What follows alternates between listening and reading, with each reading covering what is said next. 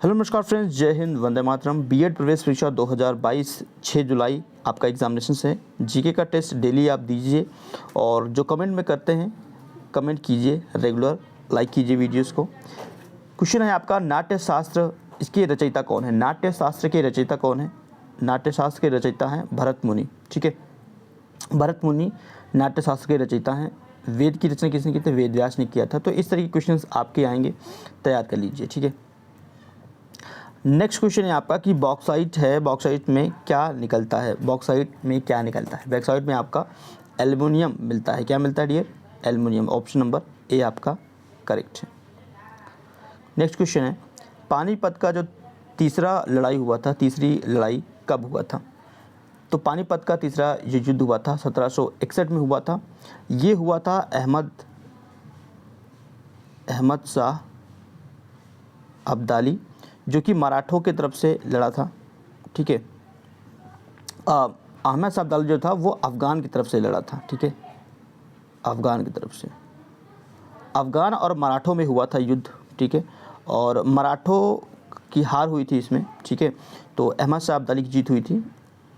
It means Afghan की जीत हुई थी। ठीक है, तो ये क्वेश्चन आ सकता है, इंपॉर्टेंट क्वेश्चन है। Discovery of India most important question है, एग्जामिनेशन में कई बार रिपीट किया गया है। Discovery of India Jawaharlal Nehru ji का ये क्या है? बुक्स। ठीक है, इसके लेखक से। नेक्स्ट क्वेश्चन है आपका, यूनियन पब्लिक सर्विस कमीशन संघ लोक सेवा आयोग की नियुक्ति कौन करता है? संघ लोक सेवा आयोग की नियुक्ति कौन करता है? तो ये बहुत ही बेसिक क्वेश्चन है, इसका जवाब मुझे कमेंट बॉक्स में चाहिए। ठीक है, संघ लोक सेवा आयोग की नियुक्ति कौन करता है? संसद करता है, पार्लियामेंट करता है, या चीफ जो जज होते हैं, ठीक है, मुख्य न्यायाधीश होते हैं, chief justice of India Bharat के मुख्य न्यायाधीश, या राष्ट्रपति करते हैं, प्रेसिडेंट करते हैं, या सीक्रेट कमेटी करता है, सीक्रेट कमेटी करता है। ठीक है, कमेंट कीजिएगा। निम्नलिखित में से कौन सी क्रिया है जो कि गैल्वेनाइजेशन कहलाता है? तो लोहे पर जिंक की परत चढ़ाना, लोहे पर जिंक की परत चढ़ाना गैल्वेनाइज कहलाता है। ठीक है, याद कीजिए, इंपॉर्टेंट क्वेश्चन है ये। कार्बन का अधिकतम प्रतिशत किसमें होता है? कार्बन का अधिकतम प्रतिशत किसमें होता है? ये होता है डियर एंथेसाइड में। ठीक है डियर, ऑप्शन सी एंथेसाइड। कार्बन का अधिकतम प्रतिशत एंथेसाइड में होता है। नेक्स्ट क्वेश्चन है आपका कि 1913 ईस्वी में भारतीय को नोबेल पुरस्कार दिया गया था। कौन से भारतीय थे? तो 1913 में जो नोबेल पुरस्कार मिला था वो मिला था रविन्द्रनाथ टैगोर को। किस में मिला था? साहित्य के श्रेणी में मिला था इनको। साहित्य का नोबेल पुरस्कार इनको मिला था, साहित्य का नोबेल प्राइज़ मिला था इनको। ठीक है, और इनको मिला था इनकी जो बुक्स थी गीतांजलि, उसके लिए। ठीक है, तो साहित्य की कैटेगरी में इनको मिला था रविन्द्रनाथ टैगोर को 1913 में नोबेल प्राइज़। पीटी उषा की आत्मकथा है, कौन सी आत्मकथा है इनकी? तो इनकी जो बायोग्राफी है, आत्मकथा है, वो है आपका गोल्डन गर्ल। ठीक है, ये है गोल्डन गर्ल्स। ऑप्शन डी आपका करेक्ट है। ठीक है, गोल्डन गर्ल, याद रखिएगा, इंपॉर्टेंट है। ठीक है, ये क्वेश्चंस। माचिस की तीली पर किसका मसाल होता है? माचिस की तीली पर किसका मसाल होता है? फास्फोरस का। Option A. पृथ्वी की कौन सी ऐसी परत है जो कि सूर्य की अल्ट्रावायलेट किरणों से बचाती है हमें? तो ओजोन लेयर जो है ना, वो हमें प्रोटेक्ट करती है सूर्य की अल्ट्रावायलेट किरणों से। Option A.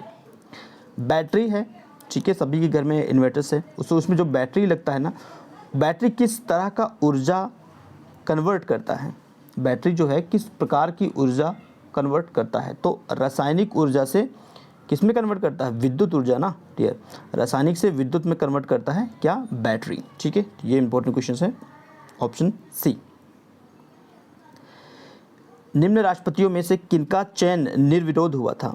निर्विरोध चयन, निर्विरोध चयन मतलब कि उनके अपोजिट कोई खड़ा नहीं है। ठीक है, उनके अपोजिट कोई भी अभी भी खड़ा नहीं है, तो वो थे डॉक्टर संजीव रेड्डी। डॉक्टर संजीव रेड्डी, ठीक है, ये निर्विरोध राष्ट्रपति बने थे।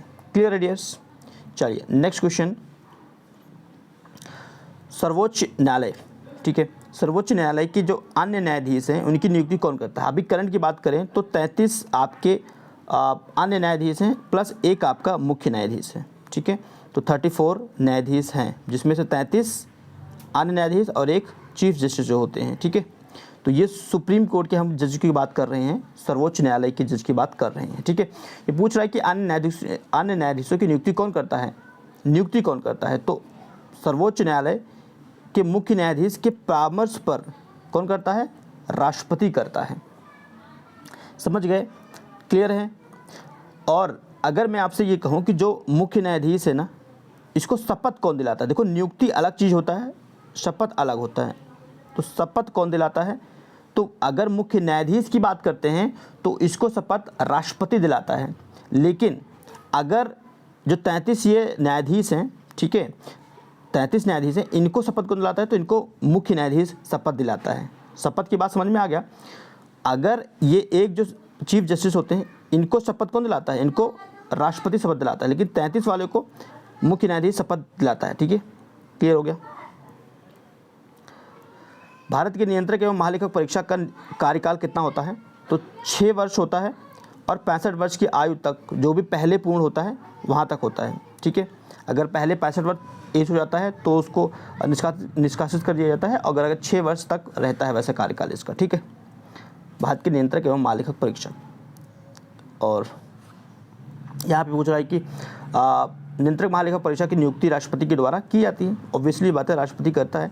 अपने पद से हटाया कैसे जाता है? तो ये हटाने का प्रावधान संसद के दोनों सदनों को संबोधन पर, ठीक है, समझिए इसको कि संसद के दोनों सदनों के संबोधन पर, दोनों सदनों में, जैसे कि लोकसभा है, ठीक है, एक आपका हो गया लोकसभा, एक हो गया राज्यसभा। तो क्या होता है कि यहाँ के 100 मेंबर्स, यहाँ के 50 मेंबर्स प्रस्ताव देते हैं। ये दोनों प्रस्ताव जाता है संसद पार्लियामेंट में, ठीक है। अपने अपने सदन में क्या करता है, 2/3 मेंबर्स का पास हो जाता है। जितने मेंबर्स होते हैं लोकसभा में या राज्यसभा में, 2/3 मेंबर्स से इनको पास करके उसके बाद राष्ट्रपति साइन कर देता है, और उसके बाद नियंत्रक एवं महालेखक जो परीक्षक होता है उसको हटा दिया जाता है। अभी करंट की अगर हम बात करें तो नियंत्रक एवं महालेखक परीक्षक को वर्तमान में बात करें तो गिरीश चंद्र मुर्मू हैं, ठीक है। गिरीश चंद्र मुर्मू हैं नियंत्रक एवं महालेखक परीक्षक। क्लियर है डियर्स? भारत में नई संसदीय समिति की प्रणाली की शुरुआत कब किया गया था? तो 1991 में किया गया था, ऑप्शन सी। प्रकलन समिति या एक अस्थायी समिति है, और इसके कितने सदस्य होते हैं? तो कितने सदस्य हैं? 30।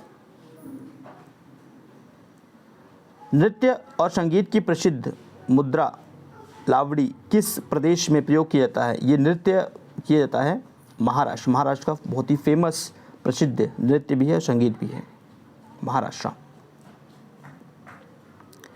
निम्नलिखित में से कौन से मंदिर में शिव की आराधना नटराज के रूप में किया जाता है? ये किया जाता है चिदम्बरम टेम्पल से, ठीक है, मंदिर है। और ये मंदिर आपका कहाँ पे है, किस राज्य में है? तमिलनाडु में है। तो तमिलनाडु का टेम्पल है चिदम्बरम, वहाँ पर जो मूर्ति, जो मतलब आराधना किया जाता है वो नटराज के रूप में किया जाता है भगवान शिव का, शंकर भोलेनाथ। वहाग जो बिहू है वो आपका मुख्य रूप से किस उत्तर एवं पूर्व भारत के प्रदेश का यह नृत्य है, बिहू? तो इस पे ये बहुत ही बेसिक क्वेश्चन है, सबको पता होता है, इसलिए कमेंट करवा रहा हूँ, ठीक है। चलो, असम मैं बता देता हूँ, असम ही है। लेकिन एक क्वेश्चन का रिप्लाई मुझे करना है जो मैंने आपसे पूछा है। भारत में तमिलनाडु पोंगल, जो पोंगल आपका फेस्टिवल है वो तमिलनाडु में मनाया जाता है। तो उत्तर भारत में उस समय कौन सा फेस्टिवल मनाया जाता है? जब पोंगल लोग तमिलनाडु में मनाते हैं तो उत्तर भारत में लोग मनाते हैं मकर संक्रांति, ठीक है। दोनों फेस्टिवल सेम सीजन में पड़ता है। पोंगल आपका तमिलनाडु में मनाया जाता है और उत्तर भारत के लोग मकर संक्रांति मनाते हैं। जैसे मैं उत्तर भारत से बिलोंग करता हूँ तो मैं मकर संक्रांति का फेस्टिवल मनाता हूँ, ठीक है। भारत का सबसे बड़ा संग्रहालय कौन सा है? भारत का सबसे बड़ा संग्रहालय कौन सा है? तो ये है आपका भारतीय संग्रहालय कोलकाता। अच्छा, ये संग्रहालय, इस संग्रहालय को इस्टेब्लिश कब किया गया था? तो 17 1878 में किया गया था, ठीक है, 1878 ईस्वी में किया गया था, सबसे बड़ा संग्रहालय है। निम्नलिखित में से किसने पश्चिम बंगाल का राष्ट्रगान अमार सोनार बांग्ला गाया?